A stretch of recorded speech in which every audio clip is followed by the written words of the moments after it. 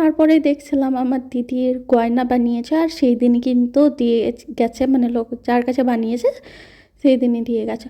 তো আমি এগুলোই দেখছিলাম, মানে হালুয়া বানানো হয়ে গেছে। তো মেয়েদের তো এরকমই, মানে জানোই, জামা থেকে হোক গয়না যা কিছুই হোক আমরা কিন্তু দেখি বা দেখাই, এইগুলো কিন্তু করতে বেশ ভালো লাগে।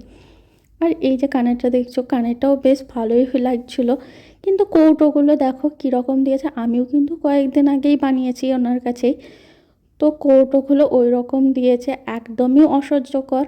কারণ সোনার জিনিস যেটাতে রাখবো ভালো হয়ে থাকবে, সেই জিনিসটা যদি দেয় তাহলে কিন্তু বেশ ভালো লাগে, আর জিনিসটাও কিন্তু ভালো হয়ে থাকে। তো আর কী বা বলবো।